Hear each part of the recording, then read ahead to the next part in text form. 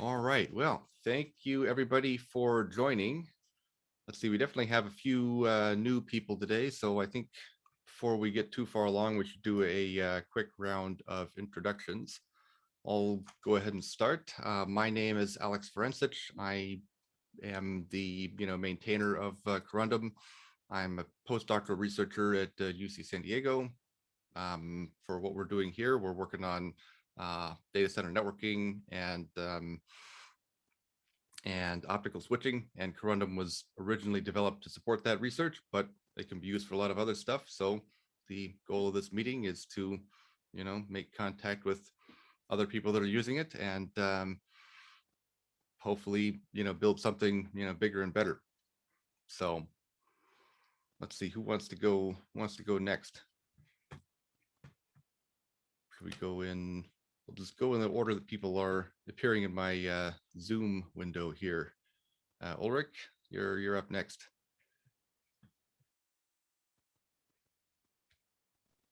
Yeah, so I'm Ulrich Langenbach. I'm with Missing Link Electronics, and yeah, we're a FPGA design company based in southern Germany, and we are currently working on integrating the Corundum code into a product, or at least actually it's two products in one project. All right. Nice to see you, Ulrich. Who's up next? Alberto? Oh.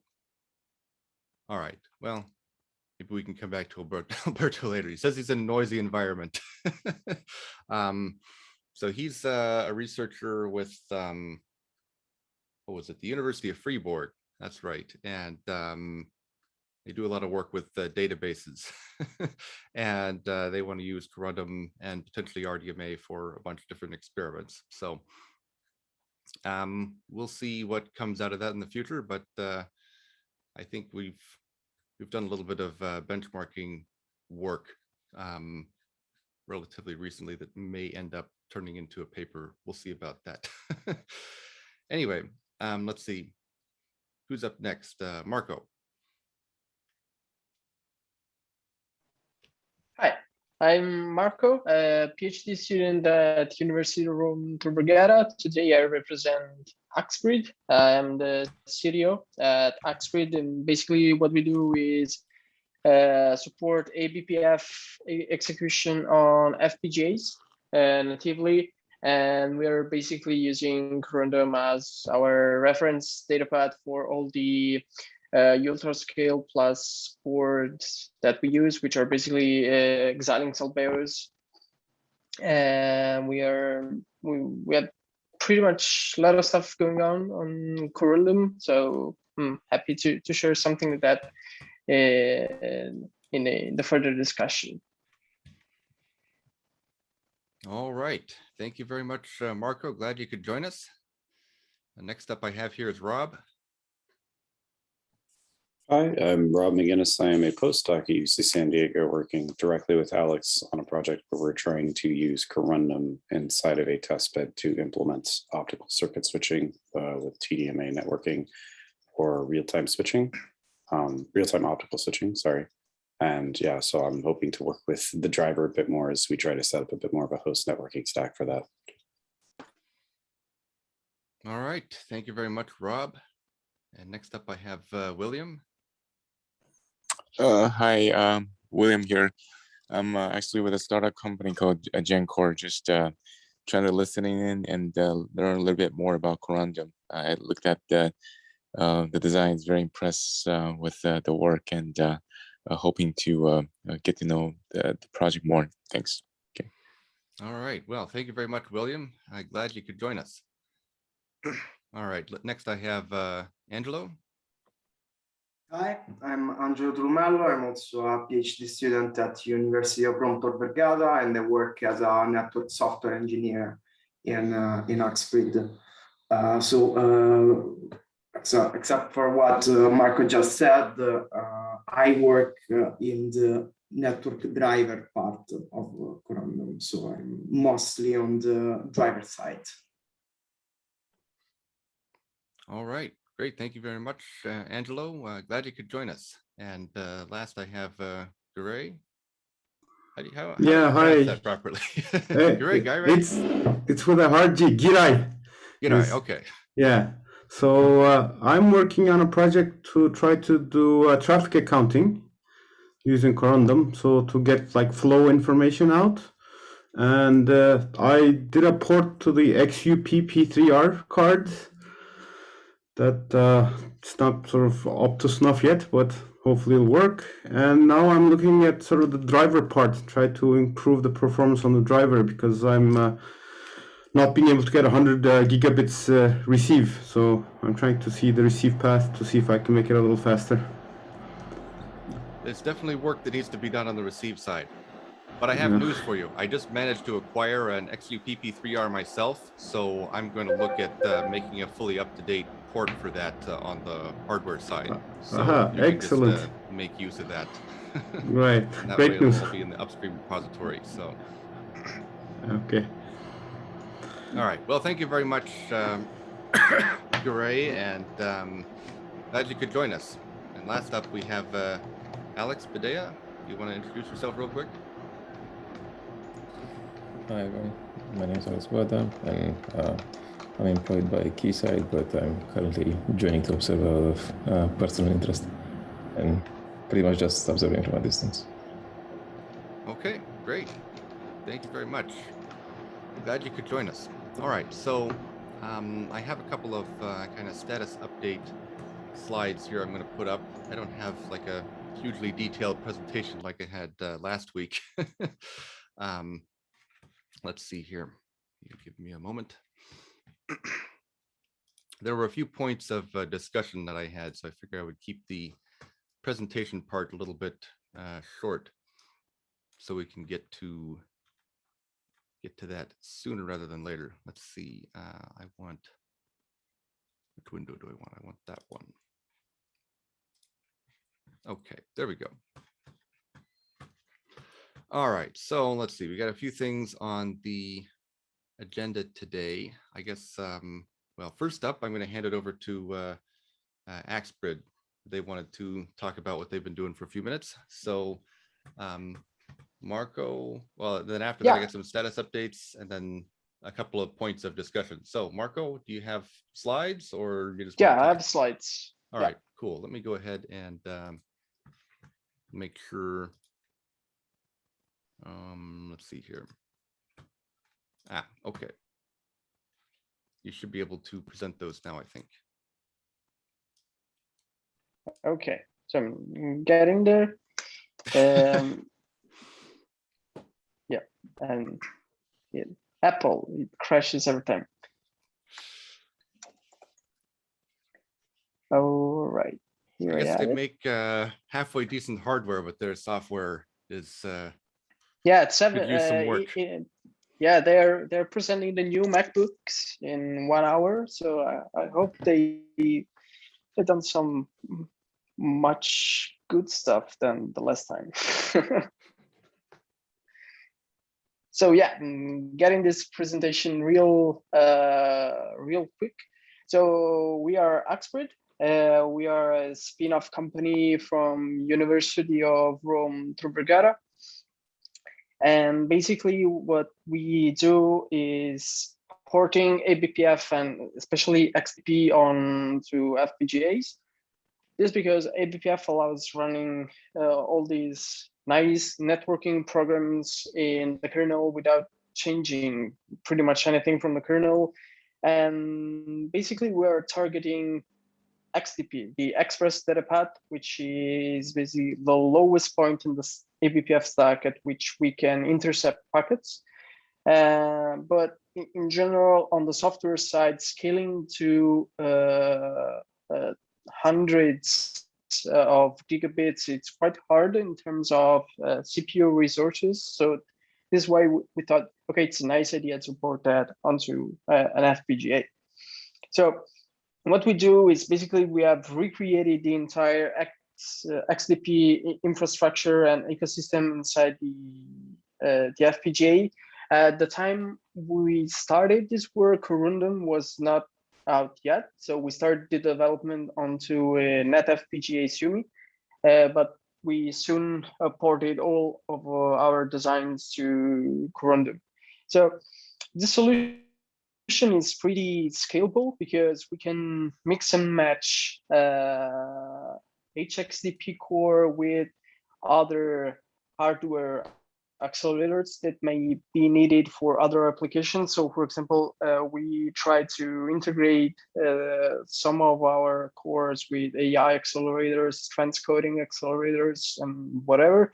So one key point for us is that this HXDP infrastructure needs to be very small in terms of hardware footprint. And if you're curious of how we've done that, there's this OSDI 2020 paper, which won the Best Paper Award, that describes a bit of the architecture. And this, again, was implemented on the NetFPGA Sumi. We have a new version of that submitted this year an SDI, so next year an SDI. So you should be able to see something more around December. So basically, what we do with Corundum is our reference datapath for all of our designs.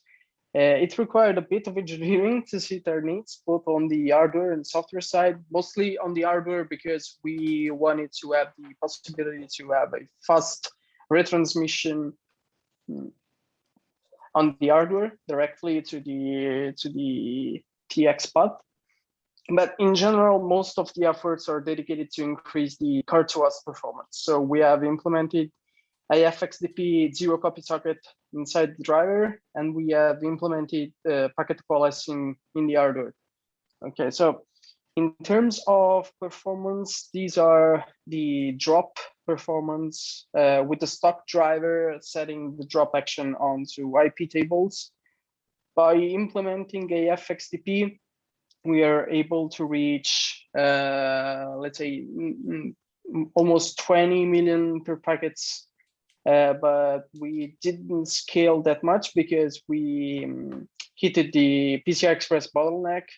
And at this point, we have implemented coalescing, and as you can see, we have plenty of room, of headroom to scale onto the CPU cores for that. And here we are at 64 byte packets. At the moment, the coalescing supports up to 4 packets to be packed inside a single transaction, but this of course is programmable and it needs to be, let's say it's defined at synthesis time how many packets go inside the transaction. So in terms of what we are willing and we really want to contribute to Corundum is to make that stable, let's say industry ready. We believe that XDP integration inside the driver, it's a feature that anyone who wants to design high-speed applications wants and needs in terms of performances. And another thing which is, I think it's nice to have is a unified and wider data path for multi-QSFP boards, for example, the Alveo U280 or U55. Because, for example, our plugin works on the aggregated traffic, regardless of which physical port is carrying the packet. And in the current state, that means that our design needs to be replicated for each physical port inside the hardware. And having a wider and let's say unified data path, pretty much along the lines of the NetFPGA Sumi, I think it can benefit those kind of applications. Okay, so these are the points I left for discussion, and I hope I made it inside the 5 minutes. Yeah, that's pretty much it. So if you have any questions, anything related to the driver, we have Angelo, which have implemented pretty much 120% of everything we have done. So yeah, I think we are happy to take questions. Yeah. Maybe first question from my side. Is this development available publicly? We are actually, Yeah, Angelo, I think it can take that. Yeah, not yet at the moment, but just because we are in a very initial phase of development.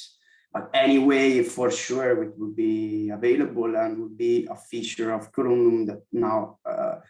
Then we will have to discuss how to merge it inside the main branch of Corundum. So this is by now it is private, but just for this reason, because it is under development. Yeah, we are currently doing kind of the same. Well, not exactly the same work, but with a private branch working on it.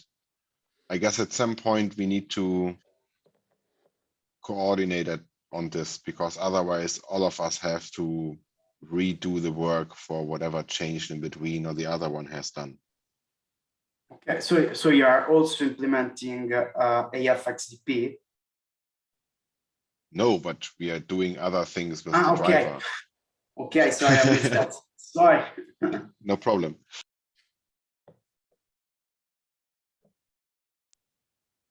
I guess that's what we as running all together, contributing to this project, need to, I don't know, establish a kind of a workflow moving from a quasi single producer of code to a multi-producer of codes environment. Well, the goal behind these developer meetings is to get some of these details sorted out. So, the left hand can be aware of what the right hand is doing and whatnot. So, I'm definitely open to figuring out how to, make all this work efficiently and effectively. So. Yeah, and I guess we are all happy to do this, right? Yeah, absolutely. So what we are a bit stress testing our system, both on the hardware and on the software side, to understand where it breaks, basically, and if it breaks.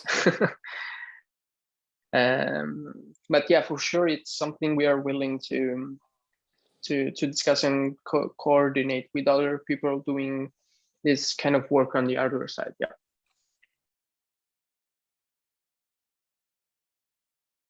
Right. Well, one thing thanks I for the will presentation. say, well, go ahead, Ulrich.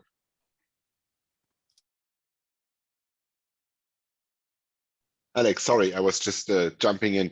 No, I just wanted to say thank you for preparing and providing the presentation to all of us.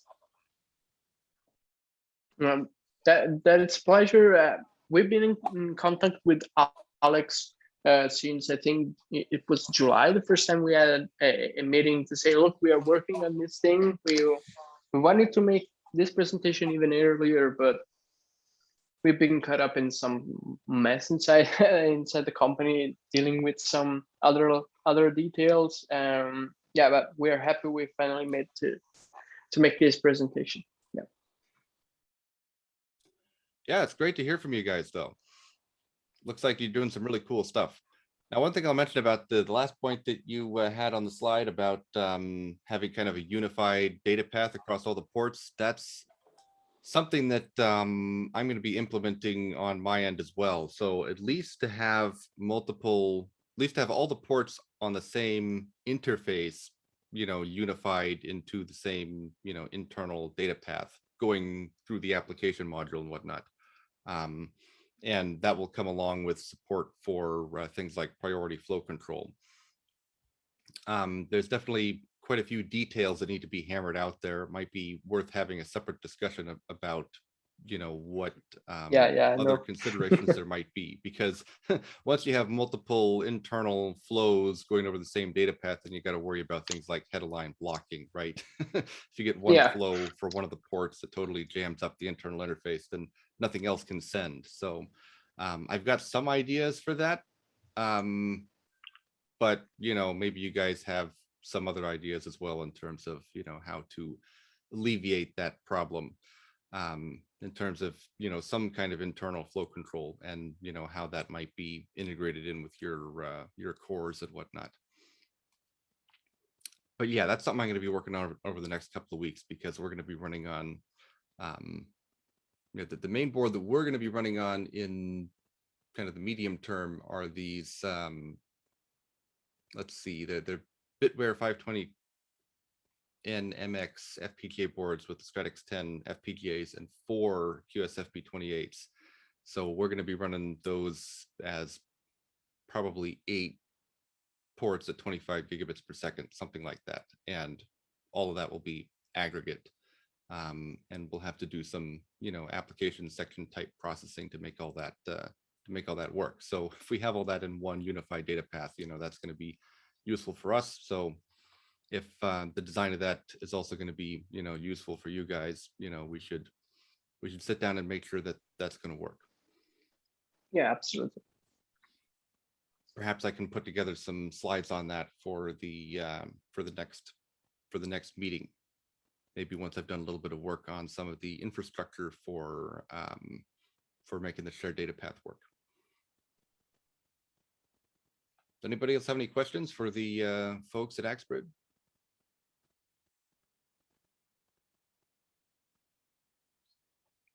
No? All right. Well, thank you guys very much for your presentation. And I guess I can go ahead and pull up my status report slides here on the things that I've been working on over the past week or so. Over the past couple of weeks, I guess, since the last meeting. All right, let me see here. Come on, Zoom. There we go. I want that. All right. So what have I been working on? What is coming down the pipe in the near future? Right. So several things I've been working on. The first one is the kernel driver coding style update. And then I've been doing some work on the asynchronous FIFO modules that are used in Corundum and in a few other projects. Then I've been doing a bunch of PHY layer work on, in terms of adding a reset watchdog and some updates to the PHY integration. And then some to-dos in the near future are going to be hopefully implementing some PHY control and status registers and dynamic 10G 25G switching, and then the shared interface data path. That's kind of the roadmap for the next couple of weeks. All right, so first up, the kernel driver coding style update. So as any of you who've worked with the current kernel driver have probably noticed, the coding style is quite different from the Linux kernel coding style. And if there's ever a need to get this, upstreamed into Linux in some form, it's probably going to have to match the Linux kernel coding style. So we might as well fix that sooner rather than later, so we're not going and rewriting all the files just for this reason, down the road. So at this point, it's more or less complete, but there's still a few tweaks that need to be dealt with. Primarily the continuation. So the big things that I'm aware of right now, the continuation line indentation, I think needs to be adjusted. And then I also need to go through and do a pass over the comments and whatnot. I've been having some back and forth with Joachim at MLE about that.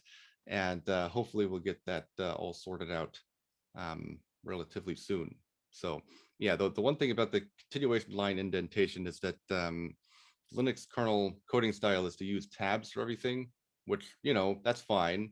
But the problem is that they say, use tabs for everything and only use, less than 8 spaces at the end of a, set of tabs for indenting stuff. Well, if you're going to use tabs, I'm going to use tabs properly, where you use tabs for indentation, and then for alignment, use spaces. So in the Linux kernel coding style, there's a lot of stuff where, when you have a function with a long parameter list, you need to break that up over multiple lines, you'll align the parameters to the opening bracket. So that's alignment. So you would tab into the start of the line, and then you would space, space, space, space, space to the open bracket. That way, if you change the tab width, the code is still aligned.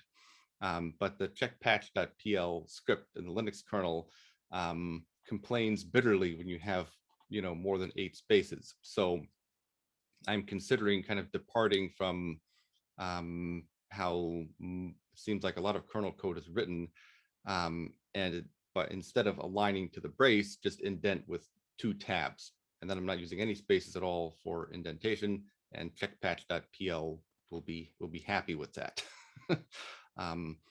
Haven't completely decided which way I want to go there yet. I'm not sure if anybody has any comments on that.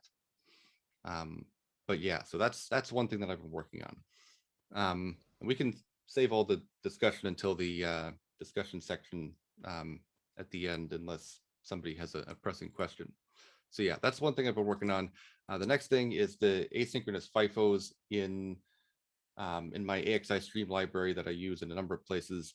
It's been reported to me a couple of times that they have some reset related issues. So previously I had a single asynchronous reset and a relatively problematic kind of cross connection between the 2 sides. The idea being that it wouldn't release the reset until the clocks on both sides were running, but I didn't really implement that very well. And having that single reset is actually a significant problem, because it means you can't reset, the sides of the FIFO independently without violating the AXI protocol.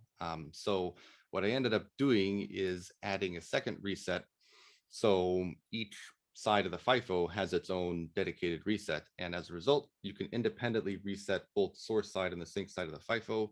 And it doesn't violate the AXI stream protocol. And partial frames will either be dropped or marked on T-user. So as a result, you can reset these things whenever you want, and use that capability to either recover from issues at the PHY layer, in terms of if you're using this for connecting to an Ethernet interface, or for if you need to reconfigure to a different line rate, then you can reconfigure the transceivers and reset it and everything works.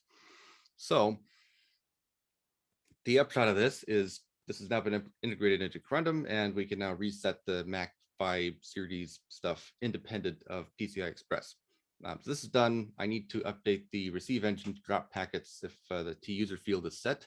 That's not done yet, but that's on my to-do list. So this will prevent any of these cutoff packets that might be generated from getting handed off to the operating system. That shouldn't be a big deal. I guess also by setting this up, then you'll also be able to have the application section drop packets just by setting T-user high, and then the data path will drop the packet instead of handing it off. So that's done. Well, the first part's done. I need to update the transmit engine. Hopefully I'll be able to get around to that soon. And then we have the PHY reset watchdog. And this is an issue that I've had with a few boards. It doesn't affect anything at 100 gig, it seems, but 10 gig and 25 gig, this is occasionally a problem. Some boards seem to be affected a lot more than others, but the idea is that if you unplug a DAC cable or a fiber and then plug it back in, the link might not come up. And the solution has been to do a PCIe hot reset the whole design, and then the link works. But that's not great, because it affects all the ports. It takes the link down, reloads the driver. It's not great. So now that we have the capability of resetting stuff independently, with the FIFO issue being fixed, well, now we can actually properly address this issue. And what I'm doing is I wrote a little module that basically monitors the line code in the receiver in the PHY, and if something looks weird, then it will reset the receive serializer, and that will hopefully bring the link back up. So the watchdog stuff is working. It's been integrated into the PHY. The next thing that I need to do is go through all of the designs and kind of update the PHY integration so that all of this works correctly. And that involves a couple of things. The first one is, well, the main thing is to replace all of the monolithic GT Wizard instances with individual channels. And then I have a little wrapper module that I've been working on, which integrates the one channel instance and one PHY module in one block. So that makes it a little bit easier to update the clocking network or whatever. So the reason that the current setup doesn't work is because of limitations of the Xilinx GT Wizard. Basically, it doesn't support separate clock and resets in a single GT Wizard instance.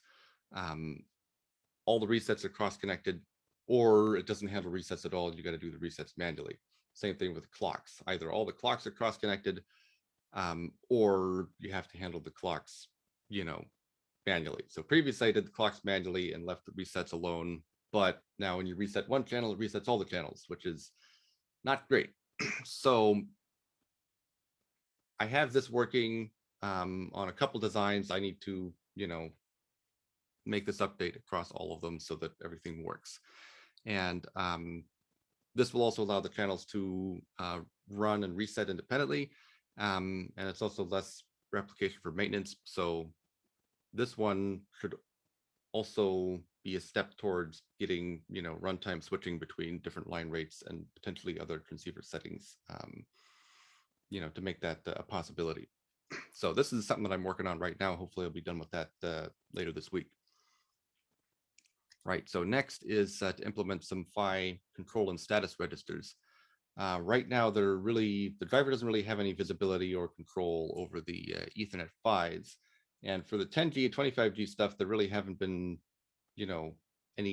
much need besides maybe exposing block lock to have anything like this. But for the 100 gig stuff, the ability to turn RSFEC on and off and a couple of other things, I think is going to be super useful, because depending on what sort of environment you're in, you might be plugged into a switch that supports,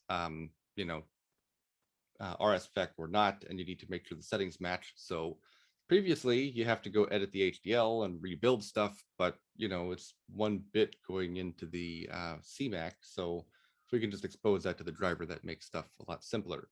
And then also, if we're going to implement, 10G, 25G switching and things like that, having some bits that we can use to control that is going to be quite useful. So I need to sit down and kind of figure out what these control registers are going to look like and where they're going to go. But that'll be the idea. And then also coupled with this, I'm going to see about connecting some of the MAC layer components to the statistics collection subsystem, so you can get packet counts and error counts and whatnot. All right, so that's to do. And then also the 10G 25G switching that I mentioned before, once I have those control registers, then we can connect that up to the transceivers and reconfigure things. So runtime switching between 10G and 25G should be, I think, relatively easy to do. The idea is you can change or mix and match speeds without having to reload the FPGA design, without having to rebuild the design, yada, yada, yada. So as far as I can tell, it should be pretty simple. You can set up 2 QPLLs and then change the clocking settings on the individual channels to select which PLL they're using, and then that will change the link rate. It may also be possible to do something similar for the equalizer settings, so you can switch between DFE and LPM. Which could alleviate the reset requirement that we were running into previously, where if you unplug the cable, then the link won't come back up when you plug it back in. That seems to be stemming from DFE. With LPM, that might not be a problem. So both of these, switching line rates and also changing equalizer settings, requires resetting both the RX and the TX. So previously, this wasn't possible because of the the PHY module, or not the FIFO module is not supporting that. But now that's been fixed, and after the PHY integration has been fixed up, then it should be possible to get this operational. I was debating whether or not to supersede all the 10G designs with switchable 25G designs, but then I realized that there is kind of a major difference between the two in terms of the data path width. So for the 10G designs, all the data paths out to the max are 64 bits, because the clock for the max is 156.25 megahertz, which is less than the 250 megahertz PCIe clock. But for the 25 gig designs, that clock is 390 megahertz, which is more.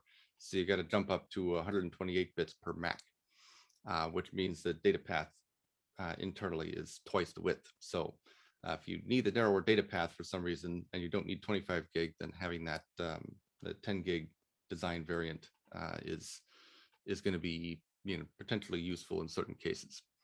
Anyway, so this is to do. I need to do some experiments kind of just with the bare Ethernet version, just to make sure everything's going to work before integrating this into Corundum. And then I also need to update the transmit engine to handle dropped packets when PTP is enabled, because right now, if you drop a packet on the transmit path, it'll cause the transmit engine to hang because it's waiting for the PTP timestamp. So yeah, I'll have to get that fixed up, but after that, then we should be good to go with respect to that. All right, now this brings us kind of the discussion section a little bit. So there's two things that we can potentially discuss. The first one is a RISC-V CPU for board management. And this one, the idea is to decouple kind of the board specific details from the software. So with this thing, if we implement this, then we can do a couple of things. One of them is we can present a consistent interface across the various drivers. So the kernel driver, DPDK, or whatever, doesn't matter what the board is, you'll just have the same interface for interfacing with the design running on the FPGA. And we can also remove dependencies on some other Linux kernel subsystems like the I2C subsystem and whatnot that won't be present, if you're writing a DPDK driver or whatever. And by pushing that functionality into the core, then it's going to make things a little bit easier to work with. So the interfaces, at least from my point of view, that we need on this, we're going to have some GPIO connections that go out to board level interfaces. And then we're going to have some sort of interface to connect to host software. So I'm not sure exactly what makes the most sense there. I'm not sure if anybody has any, reference information in terms of, good ways of building an interface like that. So, software over PCI Express or memory map interface talking to a relatively slow microcontroller. I'm thinking maybe some sort of a mailbox protocol, but there might be some different options for that. And then some sort of debug interface that will allow, software on the host, not necessarily the driver, but software on the host to access the local address space of the softcore and perhaps do things like, update the firmware or reset the softcore or whatever, so that you can develop the code for that without having to rebuild the entire FPGA configuration. And then potentially there can be other interfaces as well. So, does this need visibility under the NIC control registers? That could potentially make sense in certain instances. Or does it make sense to have any kind of PHY control, right? And we could have this little microcontroller manage some of the link rate switching or other stuff. We could potentially connect it to the sysmon block and monitor the FPGA temperature and supply voltages and whatnot. Not sure. And I'm not sure if anybody else has any ideas for what this could be connected to. I think to some extent, it makes sense to keep it a little bit separate from the application. Like the application needs its own processing, maybe, you can always put a second soft core in the application block, but, not sure what makes the most sense there. Are there any other applications to consider or any other interfaces to consider? And then in terms of the CPU core itself, kind of the requirements that I have right now is that it's got to run in the PCIe core clock domain. I don't want to be dealing with any CDC issues. For most Xilinx devices, that means we need to run at 250 megahertz. For a Stratix 10, it's either going to be 250, 350, or 400, depending on the PCIe configuration. For Intel Agilex devices, that's going to be, well, I guess either 250 or 500 megahertz, depending on the PCIe link speed. Ideally, we'll pick a core based on integration, simplicity, and small footprint. I don't want to be taking up a huge number of logic resources, especially on the smaller devices. For a high performance core, we don't really need very many MIPS per megahertz here. This is sort of like a, we just need a microcontroller, basically. Nothing, we don't need to run an operating system on it or anything like that necessarily. I don't want to be pulling in, gobs and gobs of additional dependencies. If you have to install a whole bunch of Python packages or other software, something just to build the design because it has this little core in it, that's not very great. I mean, it's one thing, for example, if the entire design was built using, BGen and LiteX, but if you need LiteX just for the CPU core, just for board management, that's not great. So if we can just do everything in Verilog using a just a bare core, I think that's going to be preferable.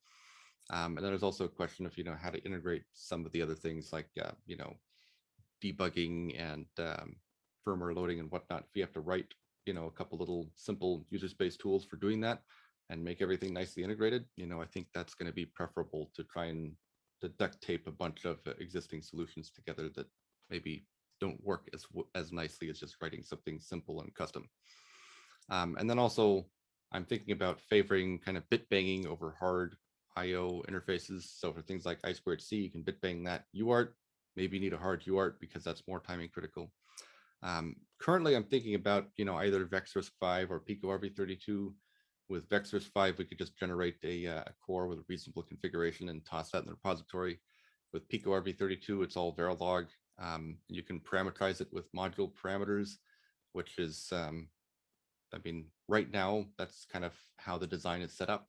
Uses lots of Verilog parameters to interface with the various components and pass settings through the design. So, being able to pass settings into the core as well through Verilog module parameters is, it would fit well with the current design. If you use something like VexRisk5, you have to regenerate the core separately from the Verilog parameters, and that's could potentially introduce some issues, but we'll have to see about that, I suppose.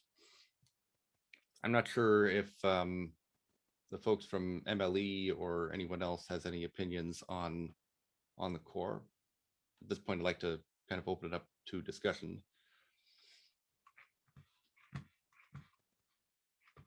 Anybody have anything they want to add in relation to that?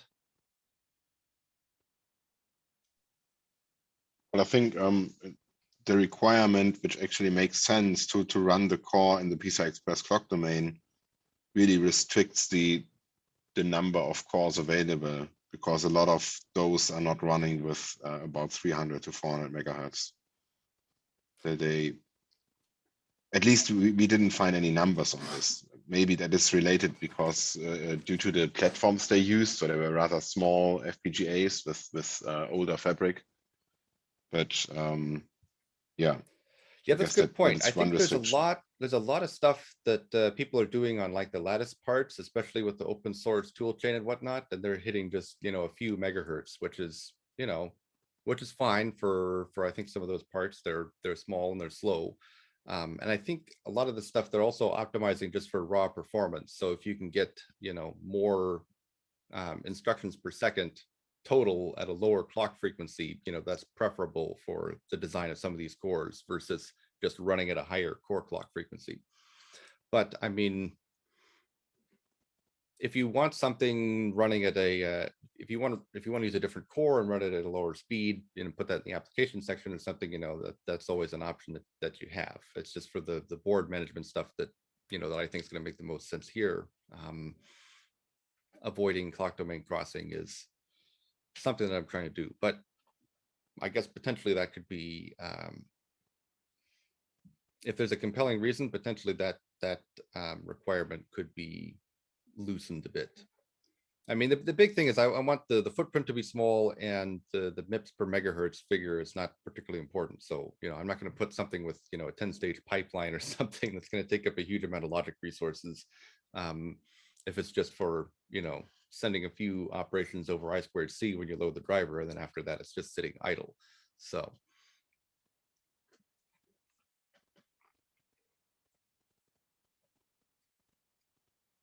Well, I know last time we spoke about this a little bit, and Ulrich, do you have any sense of what other kind of functions the software would have to implement for your application? For the application, we currently target using this project. I don't see any additional requirements from our side here. I mean, so you'd be internally doing similar stuff with it, right? Just kind of board management stuff, or what? Yeah, right. But it's a different project. So it's not within the Corundum top level design, let's say.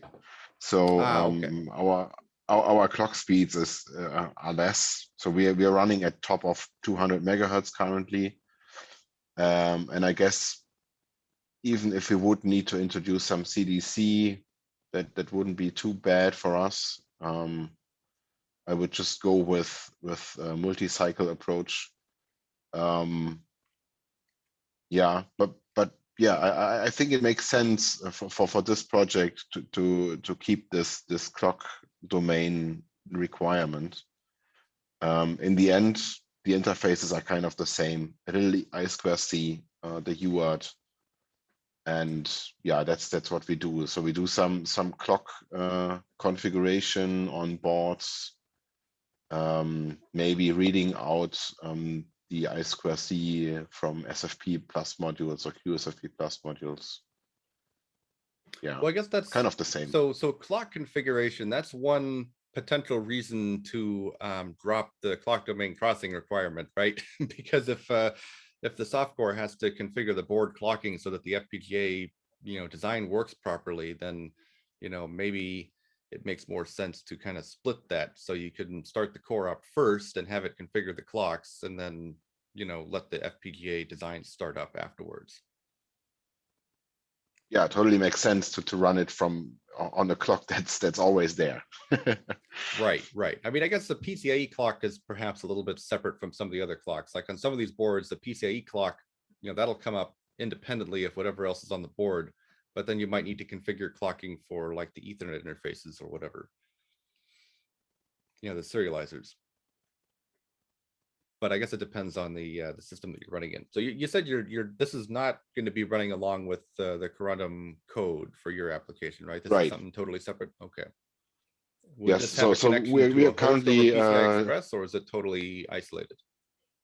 No, that's an embedded device or a platform for demonstrating capabilities for embedded devices. So it's just having a couple of network interfaces and a UART talking to a host. Gotcha. Okay. Yeah. Because I guess the big feature that that we'll have to develop for Corundum is not so much the core itself, but the interface between the core and the driver. Right. We're gonna have to kind of get that hammered out, so we have a way of software running on the host, how it can interface with the core running on the card, and getting that sorted out is kind of the top priority there. So again, not so much the core itself, but some of the interface and infrastructure around the core that's going to make it easier to use. So I guess if you guys are not running, with the Corundum device driver in your setup, then I guess it's we don't have to try and share the same kind of core for that. If we end up going in different directions, that makes a lot of sense. Okay. Yeah, I just wanted to share our just a little overview of the course that we had a quick look at. That was all, I guess. Yeah, that makes a lot of sense. Yeah. So if you're running just totally embedded, and that core is kind of king of whatever your setup is, because you're running without the host computer, then you're going to have slightly different requirements from the core, in terms of maybe you want to run a more comprehensive kind of operating system on the core than just handling a few subroutines. All right, that makes a lot of sense. Okay, I'm not sure if anybody else has any input on the soft core. I guess not. All right. Not on the soft core, but Sure. I'm just wondering. Currently, the app is supposed to have kind of access to everything. So it would be kind of logical for an app. I mean, the app block inside the MQNIC. It would be logical for the app to have also access to the microcontroller like the driver is going to have, or any host software would have. Right. So host software that's intended to communicate with the application block can absolutely talk to the NIC core register space, including the soft core. So that's no problem from the host point of view. Now, in terms of in the hardware, I'm not sure what kind of interface might make sense there. I mean, in some sense, from my point of view, I think it makes sense to keep it isolated. Actually, the application section, it can act as a as a master on the internal NIC control register space, which will include the interface to the softcore. So Right. application Okay. logic Mhm. would be able to interface with the softcore exactly the same way as the driver. Although that does raise a question then, if the driver is the only thing, is kind of king of interfacing with the softcore, then you can, kind of indirect through the driver, so you can make sure that you don't have any concurrency problems. But if both the driver and the application section can poke at the softcore, then that could influence the design of whatever communication protocol that you use for interfacing with the softcore. So that Yeah, I'm some not kind quite of sure locking about. needed. Yeah. You can say something? So yeah, I have one other point, rather a detailed thing in the details. So perhaps to kind of introduce the question. So we are currently working on porting the Corundum NIC to the SyncMP as the host, as you know. Thanks again for sending the EXE module. Yeah. So we are currently working on this and have made some progress, and have a first form of the driver, and currently bringing in up, so to speak. And one question arose there, which is this I2C topic. Right. So on the ZCO 106, if the SyncMP is the host, it assumes to be the master of I2C. So I'm generally aware that on these Xilinx boards in general, I think the PS and the PL has access to the same hierarchy of I2C devices. But I'm not sure at all how well this all would interact in a multi-master situation. Right. So my thought for the Zinc devices is that Corundum is just not going to touch the I2C at all, and that it's going to go through the Linux kernel I2C interface if you need to talk with any devices. So that was our conclusion. That's a can of worms that I haven't too, opened up yet. But my thought is that perhaps what you could do is have device tree entries somewhere somehow that can point the driver at the I2C nodes for like the optical modules and whatnot, so that ETH-tool can talk to those. Right. Obviously, Okay. There's details that need to be figured out there, and I'd be happy to work with you guys in terms of how that would connect up to the driver and whatnot. The flip side. No, I think we came to the same conclusion. We are also were thinking about exactly doing that. Yeah. So we would kind of allocate a new board ID to make it different, to differentiate it in the current driver, and have a. So one thing I've mentioned is I think the kind of idea is that the board IDs are going to be going away at some point, right? Because once we have this little microcontroller, then if we don't have any board specific code, I mean, basically my goal is to remove all of the board specific code from the drivers. All the board IDs are going to go away. That entire mqnix board.c file is going to go away, and all of that functionality is going to be run on the softcore. So we will need to be able to determine, is there a softcore present? Is this a Zinc device? But that's a little bit different from having board IDs, right? Right. Yeah. But still, I mean, won't the problem get worse as soon as the RISC-V is there, which would also be there in the SyncMP case? So my idea is that it's going to be a board level module, that it's only going to be present for the PCIe case, unless there's a pressing need to put it on, because it's like with the Zinc here, you can do other stuff through the software if you want, right? Whereas when you have a host of PCIe, you can't poke at anything aside from through the FPGA, versus like you're just talking about with I2C. Well, that's usually controlled through a totally separate interface that's going to be independent of Corundum. So setting things up so that works properly, that's I think the way to go. Which would, yeah, there would still be some kind of asymmetry, I guess, because then Corundum, from the viewpoint of the SyncMP, is not exactly right from an x86. So, and driver-wise, I mean, then there would be also a different code path in the driver needed, especially for sync, or potentially any other, yeah, systems like sync. I mean, Right. I mean, perhaps it in the seems like you'd future have the there's- PCIe version, and then you'd have the the platform device version. And I guess it's possible. I mean, I know you're talking about potentially having, separate front ends for this, at least for the core logic, that's going to be, you're not really going to have any differences there for the main data Right, path and right, whatnot. yeah. But for some of the Mhm. management stuff, maybe there's something to think about there where if you're on the platform device, it would pull in some additional code or something. So, Mhm, mhm. you Okay. guys are much more familiar with what's going on the sync. I would be happy to revisit some of the some of the ideas that I have, depending on what kind of roadblocks you guys are running into. So, Mhm.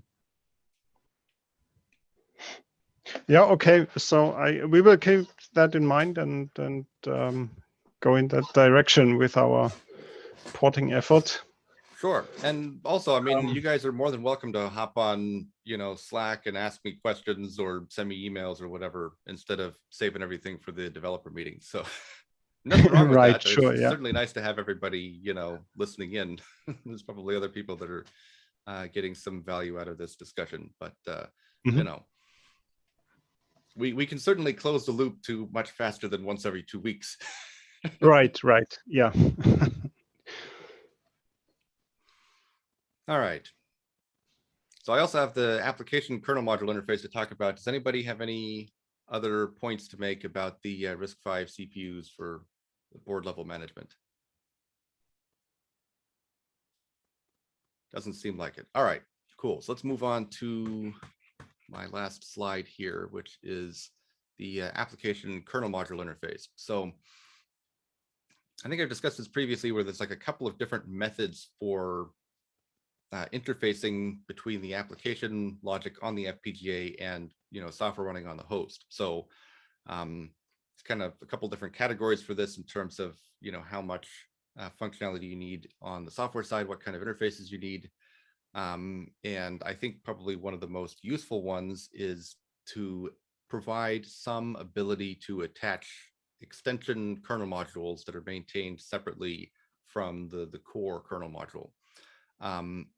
And it's a little bit unclear what's going to make the most sense for doing this, because what we're going to want to be able to do is have these extension kernel modules somehow make a connection with the main kernel module kind of on a per device basis, when the appropriate application is loaded in the application section. And one possibility that I just stumbled across recently is something that was added to the Linux kernel late October last year or something like that. It's only been in the Linux kernel for a year. It's called the auxiliary bus. And it's basically exactly for this type of application where you have a kernel module that implements a subset of the functionality of a device driver, basically. And the idea is that the main driver, the main kernel module, registers a device on the auxiliary bus, and then extension drivers register drivers on the auxiliary bus for said virtual device, and then the kernel does its normal, probing pairing thing to associate the registered auxiliary device drivers with the registered devices. And at that point, then the extension driver can more or less directly interface with the primary host kernel module. There isn't really a defined interface for what this interaction looks like after the auxiliary bus has made the connection, and that's just left up to the device drivers to do whatever makes the most sense for the specific application. although it's recommended to use the new namespace symbol export method, apparently. So this sounds like it could be perfect for this application, but the only problem is it's extremely new. It was added in kernel version 5.11, and the latest LTS is 5.10. So none of the current LTS kernels on any of the operating systems support the auxiliary bus. So that in some sense makes it a little bit hard to use. So I'm almost thinking maybe it makes sense to, have two different attachment methods, where the auxiliary bus would be the preferred one, but then we have to if-def that out if you're running on an older operating system. I'm not sure if anybody knows of any existing references for kind of a similar functionality. But this is definitely something that we're going to have to sort out if people want to run, additional kernel code without, forking the entire driver. Does anybody have any input on that? Well, I have to say I'm not aware with the auxiliary bus, so it's also very new to me. Not surprising. I stumbled across it when I was looking at the Mellanox kernel module, looking at some particular functionality in there, and I'm like, what the heck is this thing? And I go search on it, and I'm like, oh, apparently they just added that. I wouldn't be surprised if the Mellanox driver is the only kernel module currently using it. Maybe.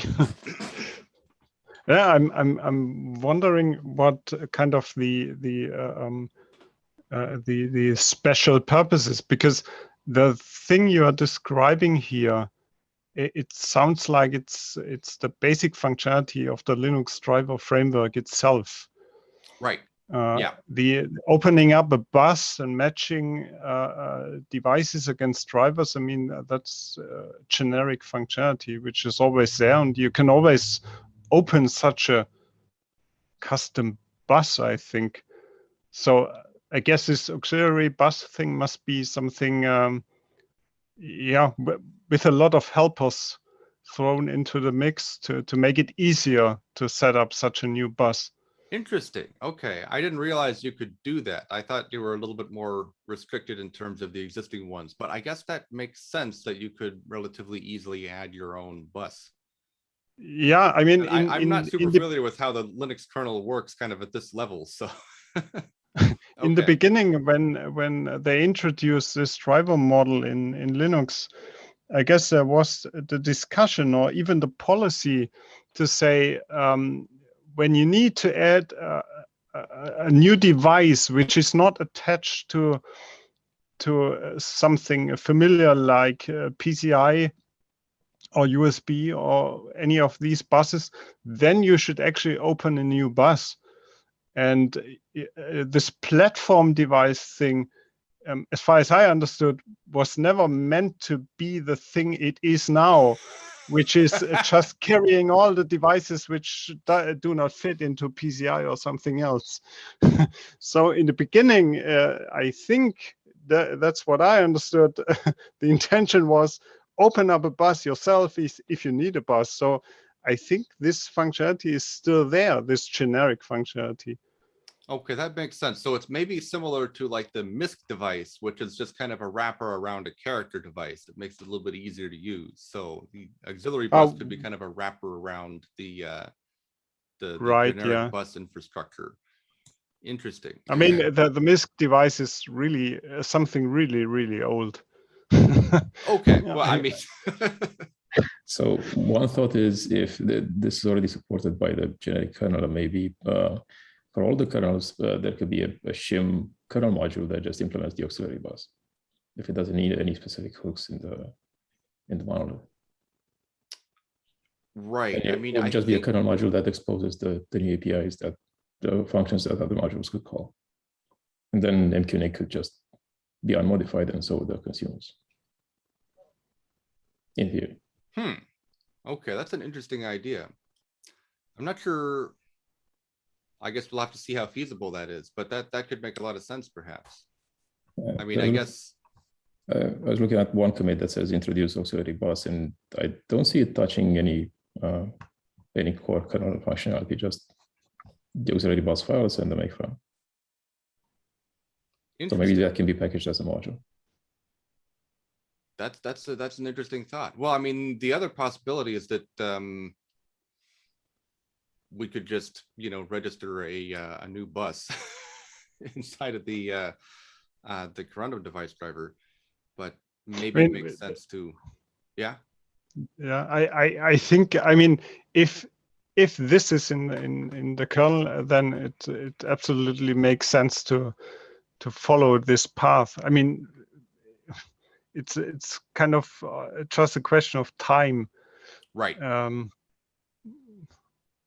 So if it really like now I don't see the name anymore. The person spoke before me. No, Alex. If it really doesn't touch anything, then a module, yeah, it's also a possibility to just ship it. Yeah, like you said, it probably just registers a new bus type, and that was what it supported. Well, that sounds like a really interesting idea, actually. Yeah, if that's possible, then that could be super. That could be the solution right there. Basically, you just build that module for older kernel versions and use that instead of the main one. Yeah, because that was really my only concern with the auxiliary bus. Like, it sounds pretty much perfect. And the other thing with the auxiliary bus is that the way you register devices on there, you give it like a name and then like an ID number. I'm not sure exactly what the purpose is of the ID number, but this actually kind of dovetails perfectly with kind of how I was thinking about the application layer or the application section, asking for certain drivers to be attached, as we would have a kind of an ID number that we'd read out of a control register somewhere, and then we would load a driver based on that. So if we can just register an auxiliary device driver with that ID number, you're done, basically. And you just need to make sure that you use the same ID number when you create your extension driver.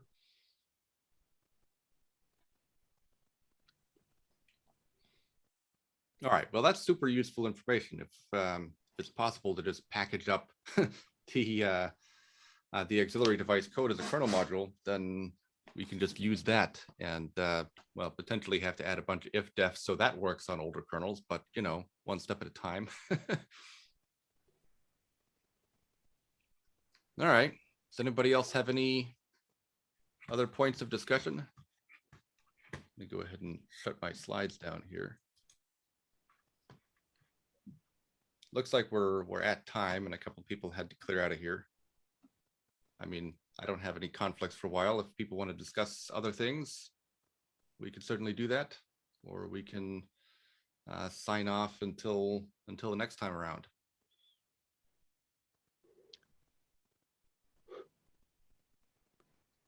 So I actually have one more thing. Sure. While working on another porting Corundum to a custom device, I don't know actually if Ulrich already spoke about this. We came across kind of not really a problem, but we saw that the Verilog code in Corundum does not define a default net type. Okay. I should probably go add that on all of the.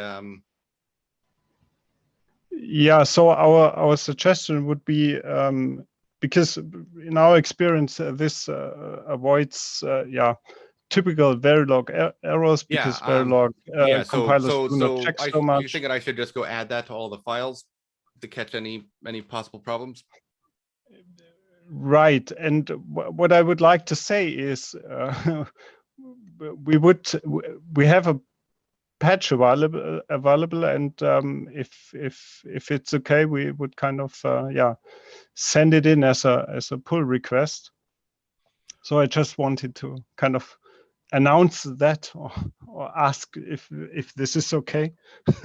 Right. I guess I haven't done that before because I wasn't quite sure exactly the right way to do it. I've seen some people only put the default net type at the top, and some people put the default net type at the top and then a corresponding default net type none or default net type wire at the bottom, something like that. I guess possibly for tooling reasons or something, you got to make sure to set it back. Yeah, so I guess we have a third variant of this. Okay. We say net type none, and at the end do a reset all. Oh, okay. This allows to just limit it to a specific file, and in theory have something else in a different file, but then I it's see. defined for all files where the definition is put in. Interesting. All right. Well, definitely makes sense to take a look at that. I mean, if you want to open the pull request, I mean, it's, we could certainly do that kind of as a point of discussion, take a look at what's going on there, because it might make sense to add that to some of the kind of upstream repos as well, the AXI stream and Ethernet and AXI and whatnot. And so those should all be, not done on Corundum, but done on the upstream repositories and then merged into Corundum. Right. Yeah. But yeah, I mean, if you just have, I mean, if you want to open one, we can certainly take a look at it and then, adjust as necessary. Okay. Yeah, I will actually forward that to my colleague who worked on that, so I can give him go ahead sign. Right. Oh, and then also since you're on here right now, in terms of the Linux kernel code formatting style, the main issue I have with how Linux kernel uses tabs is that they use tabs and then spaces for alignment instead of only spaces for alignment. I'm not sure how, what your opinion is on that. Because right now in the Linux kernel, in a lot of cases, it's kind of customary to when you have a continuation line to align the code with the opening bracket on the previous line. And that should be done with spaces so that if you change the tab stop size, then the code will still be aligned. But if you use the default Linux kernel coding style, that's not the case. If you change the tab stop size, then things move around. So my compromise is to not align with the opening bracket. And instead of doing tabs and then spaces, you just indent by 2 tabs and it falls where it falls. But then if you change the tab stop size, the alignment doesn't matter because it's not aligned. I have noticed that's used a few places in the Linux kernel source code, primarily in terms of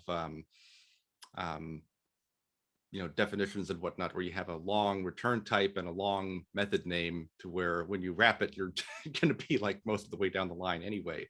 I'm not sure if you have a strong opinion on that one way or the other, or as long as checkpatch is happy, then you're happy. Yeah, well, that's one point. Checkpatch needs to be happy. But the other thing is, I guess Alex already put it into the chat. In terms of kernel developers, a tab is shown as 8 spaces, and that's it. There's nothing else.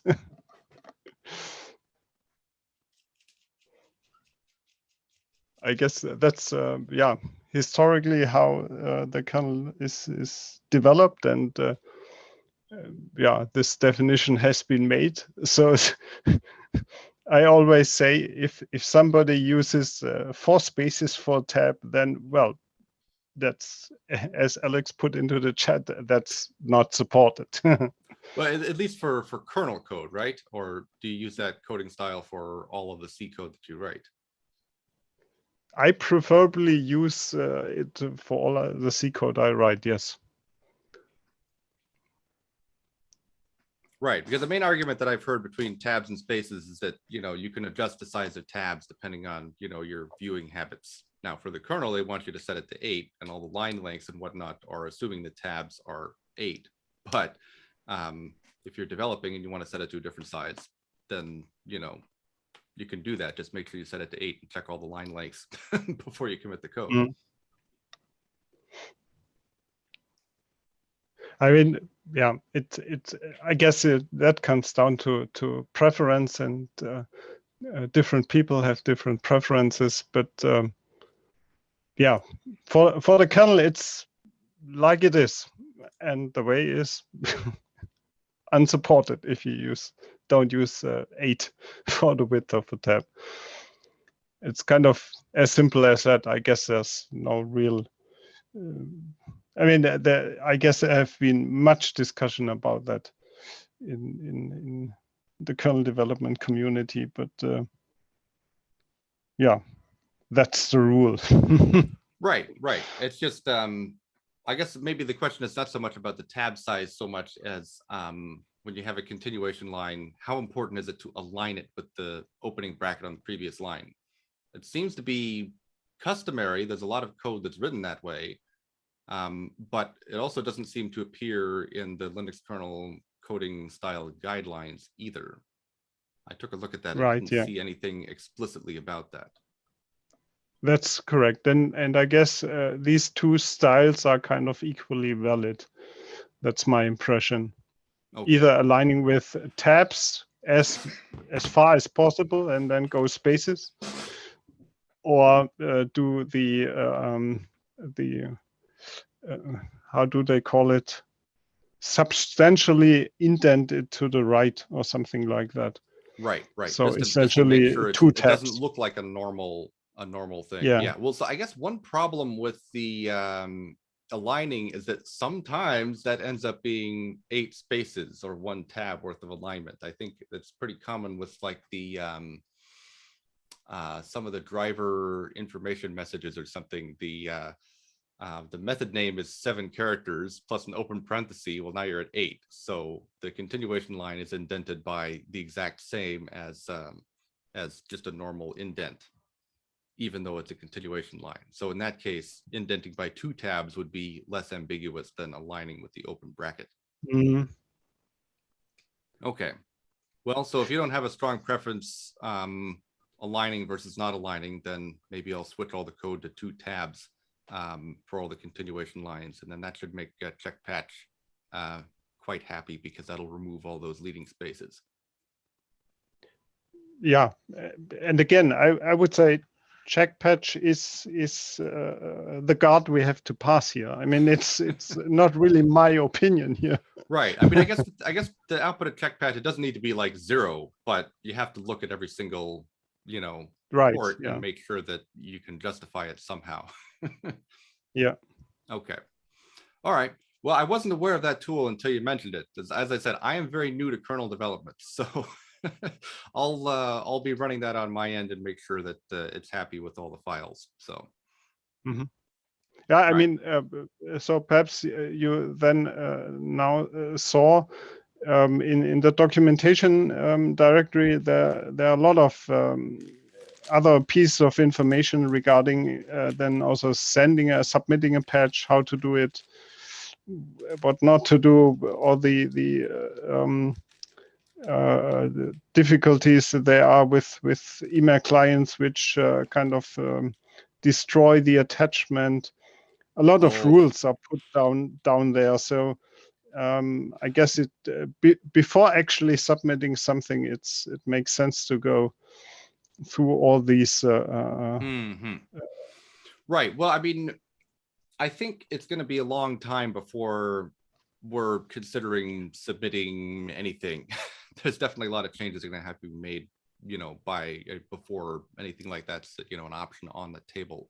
But yeah, definitely good stuff to keep in mind. At least anything that we can do sooner to keep the code in a state where it's going to be, reasonable to submit.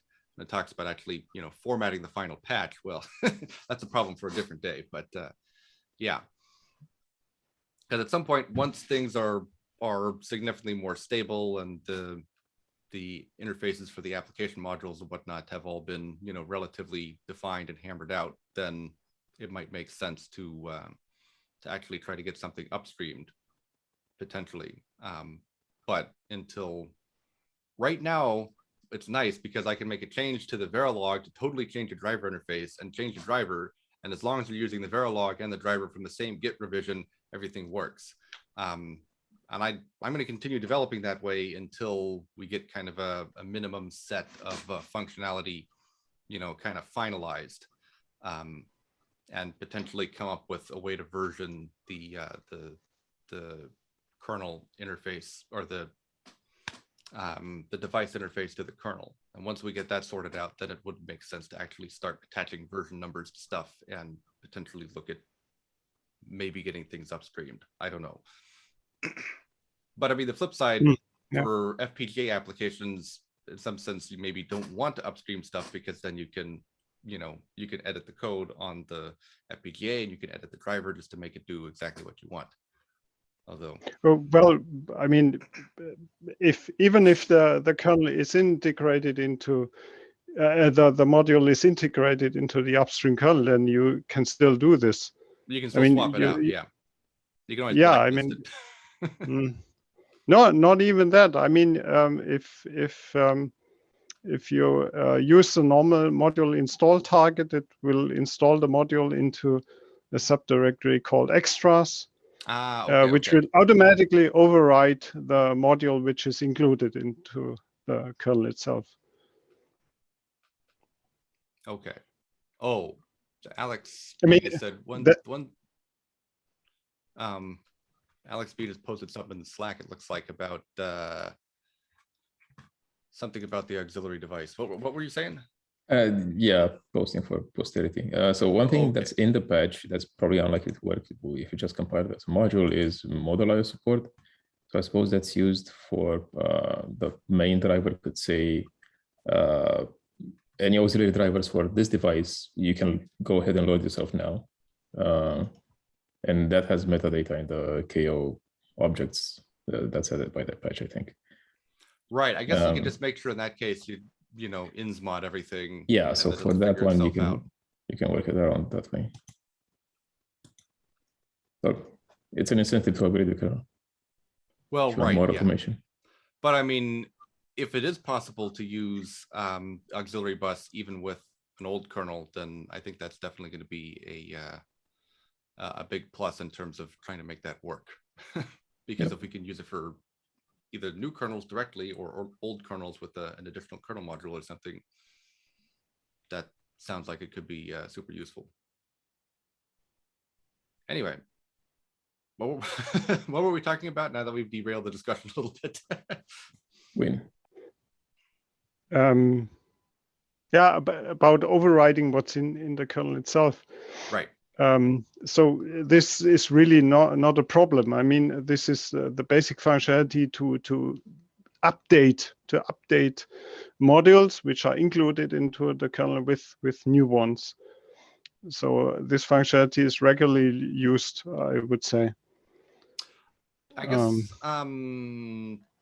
the DKMS must work that way too, right? When you're building right, yeah, kind of on demand. It's exactly the same, yes. Okay. I mean, DKMS is just a system to, have a easy add, build, install thing. Right. The idea is you distribute the modules as source code, and then DKMS will build it for all the installed kernels. Right. But the basic functionality, which kind of is built into the kernel itself and the userland tools to have this override, this is part of the core functionality. This is not even DKMS. DKMS is just also using that. Right.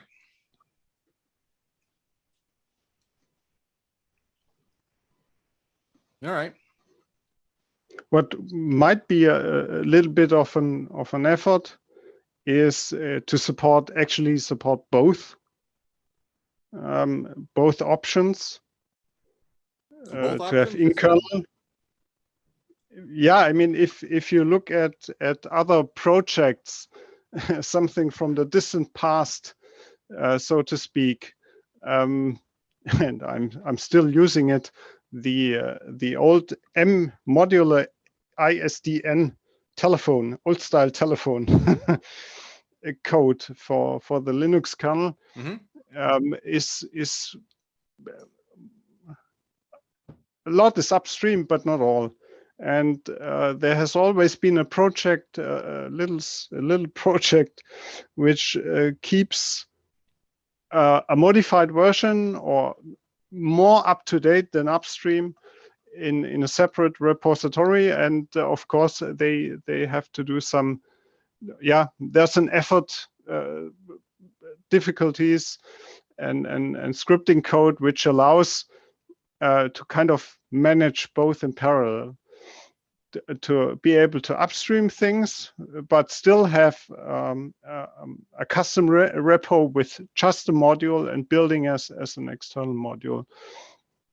But at the same time, supporting upstream and also supporting multiple versions. So the external module repo has the capability to pull in patches to make the code compile for older kernels at the same time. So supporting legacy kernels basically. So it seems like they're using patches and not the ifdefs for that. Right. Yeah, that's one scheme because a lot of ifdefs make the code really hard to read, and that's why they use patches, I guess. Yeah, but the flip side, at least with ifdefs, it's all in one file. Whereas patches, if you edit something that gets patched at some point, now you got to go digging around to make the patches work. Yeah. So. I guess the saying goes, you have to die one way or something like that. Yeah. Well, at least currently we're not supporting the Red Hat and similar derivatives that lie about the kernel version number. So I've definitely had people ask about that before. Does this work on Red Hat? I'm like, how much you want to pay me to make that work? I'm not even sure if it's an equivalent to like the Bootlin site for Red Hat, right? Because you probably use that, right? The Bootlin Elixir thing where you can go look at various kernel revisions and see when things got added, when things got changed. I don't know if there's an equivalent of that that uses the Red Hat versioning information. That would be a good reference if anybody knows about that. I mean, yes, we are running our own LXR is the name. Our own locally? Instance. Yeah, right. That's okay. We include the Xilinx kernels there. Okay. In our site, lxr.missinglinkelectronics.com, and we could as well include other kernel versions. Interesting. So if you want to have something there, just post me a link. Yeah, well, I mean, if more people ask about it, and if there's actually some interest in trying to maintain that, then potentially we can cross that bridge a little bit later for like the CentOS and Red Hat versions of Linux. Because right now I'm basically I'm just going to focus on mainline Linux, and then we can figure other things out later on and add like 500 ifdefs. But right. Although that's also one of the kind of motivations for putting this RISC-V CPU on there is because I've had to fix the driver multiple times due to changes in the frapping I2C subsystem. And I'm like, this is just management. Why am I dealing with all of these changes and adding all these ifdefs if we just totally separate from using that completely and push it into a microcontroller? Now I don't need to deal with changes there, only with the networking subsystem, which makes things easier to maintain. Right. On the other hand, the advantage of getting it upstream is kind of to kind of automatically get your code changed as soon as the kernel wants to change but there the kernel API. There's at least two disadvantages of that I can think of. The first one is that once it's upstream, now you can't change the external interface right to hardware, right? So for Corundum right now, still under development. There's a lot of changes that I'm going to be making on that interface. If it's upstream, we can't make those changes, or we have to have a much better versioning system for that. And then, that'll make the upstream driver useless, basically, because it won't be aware of those changes. You'll have to load an out of tree driver anyway. And then the other thing is that you don't get support on older kernels, right? It's only going to be on newer kernels. So right, yeah. So it's the kind of thing where, it's going to be out of tree until it's, production ready. And then maybe we can upstream it. I mean, I guess for Corundum, it might make sense to upstream multiple things, right? One in the Linux kernel, potentially a DPDK PMD, potentially other things as well. We'll have to see. Anyway. Might be worth getting in touch with the native kernel people early and basically say, hey, we have this PGA NIC that's can be changed at any time. What do we do about it? And I'm wondering if there are any drivers that are already in mainline that are basically implemented in FPGA and see how they would handle. But, well, I mean, I would agree that whenever you want to change the interface entirely, then that becomes more difficult if the driver is upstream.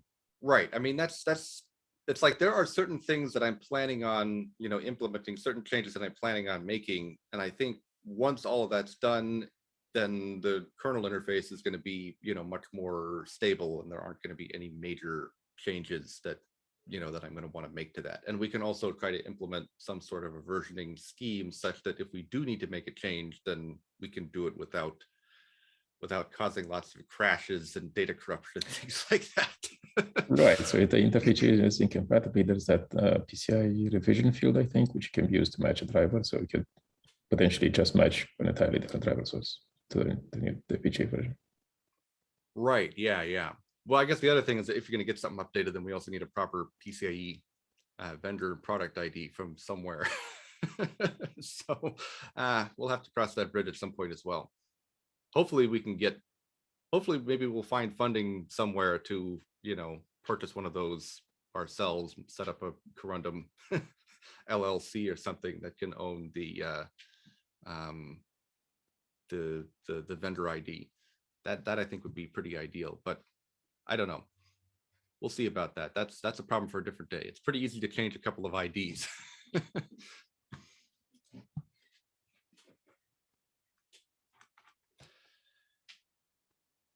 All right. Well, we are well over time right now. So if anybody, do we have any other points of discussion that people want to bring up? I don't know if the folks at the Axbrid have any points to make in terms of driver support and whatnot. I guess you guys have been mainly just listening in. Nope. All right, fair enough. If nobody else has anything to add, then going once, going twice. All right. Well, I guess we will adjourn for today, and we can take discussions onto Slack or the mailing list, and we'll see everybody in 2 weeks. Thank you. All right. Thanks to everybody for dropping by and tuning in. It's been a really good discussion today.